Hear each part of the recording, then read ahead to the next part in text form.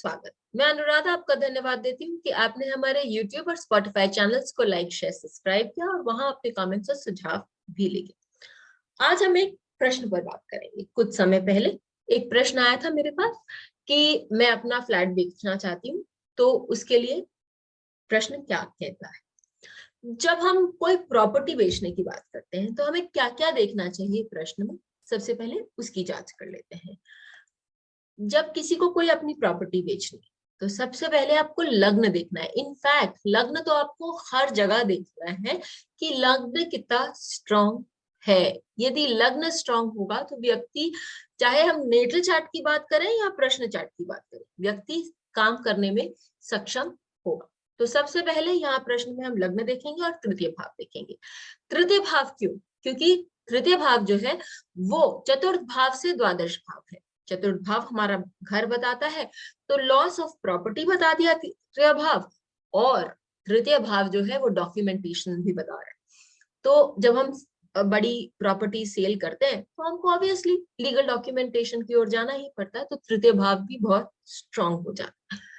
फिर हमें एकादश भाव देखना चाहिए। यदि हमने घर बेचने की इच्छा रखी है तो वो इच्छा पूर्ति के लिए हमारा एकादश भाव भी एक्टिवेट होना चाहिए और साथ ही वो गेन्स भी दिखाना चाहिए। यदि आपको पैसे मिले तो आपका कुछ गया भी तो उसके लिए द्वादश भाव भी तैयार होना चाहिए, क्योंकि आपने घर बेचा और आपको पैसे मिले, तो साइमल्टेनियसली 11th और 12th हाउस एक्टिवेट होना चाहिए। अब यदि हम ग्रहों की बात करें तो ग्रहों में कौन सा ग्रह इंपॉर्टेंट होता है? ग्रहों में दो ग्रह इंपॉर्टेंट होते हैं। एक तो मंगल, क्योंकि मंगल घर का कारक है, प्रॉपर्टी का कारक है, और बुध। बुध क्यों? क्योंकि बुध डॉक्यूमेंटेशन का कारक है, और द्वादश भाव मतलब नेचुरल कुंडली जो है वहां उसमें वो चतुर्थ भाव से द्वादश भाव यानी तृतीय भाव का स्वामी है। तो ऐसी स्थिति में हमारे पास जो प्रश्न आया था उसका भी हम मुआयना थोड़ा सा कर लेते हैं। तो यहाँ हम सबसे पहले लग्न और लग्नेश देखेंगे। लग्न जो है वो कन्या लग्न है, और लग्नेश जो है वो एकादश भाव इच्छा पूर्ति के भाव में बैठे हुए हैं, और बुध जो लग्नेश है वो चंद्रमा जो एकादश भाव के स्वामी है उससे दृष्ट भी है। तो लग्न लग्नेश दोनों बहुत अच्छे स्थान में है, और एक संबंध जो हम देख रहे हैं एकादश भाव का के स्वामी के साथ भी स्थापित हुआ है। अब द्वादश भाव का स्वामी सूर्य, वो भी बुध के साथ एकादश भाव कर्क राशि में बैठे हुए हैं। कर्क राशि हम जानते हैं कालपुरुष कुंडली की वो चतुर्थ भाव की स्वामी है, यानी कि वो हाउस का भी है। तो यहाँ पर हमें बहुत सारे क्लूज बहुत करेक्ट दिखाई दे रहे हैं। अब तृतीय भाव का स्वामी यहाँ मंगल है, और जो कि हमारे कारक में भी इम्पोर्टेंट था, और मंगल जो है वो तृतीय भाव को दृष्ट भी कर रहे हैं द्वादश भाव से। तो ये भी हम देख रहे हैं कि तृतीय भाव को पुष्ट करें, यानी सेल ऑफ हाउस हमें दिख रहा है कि हाँ है, और डॉक्यूमेंटेशंस भी करेक्ट होंगे। और क्योंकि द्वादश भाव जो हमने बोला था कि एक इम्पोर्टेंट भाव है, क्योंकि सेल दिखना है, इसके लिए ये सारी चीजें हमें क्लियर दिखाई दे रही है।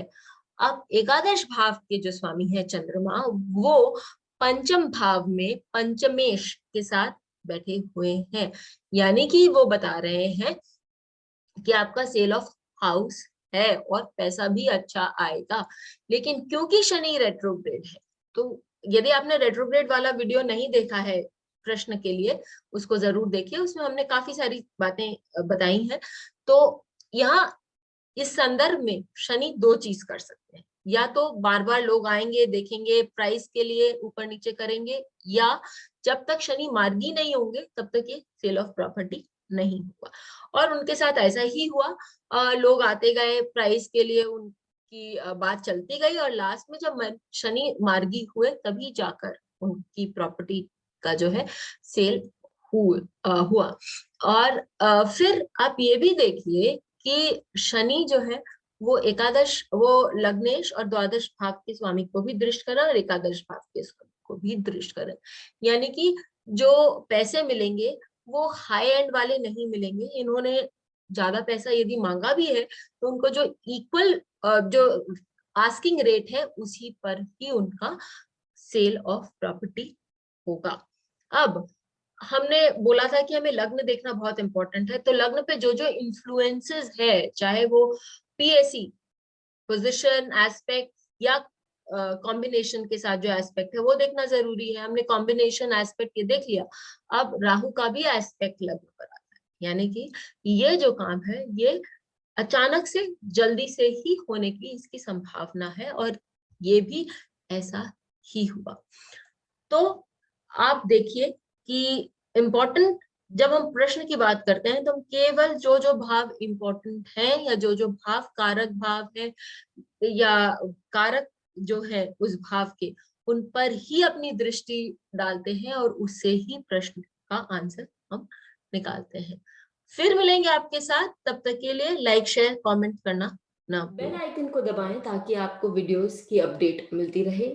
हमारे वीडियोस को लाइक करें, शेयर करें, उन पर कमेंट करें और हमारे चैनल को सब्सक्राइब करना ना भूलें।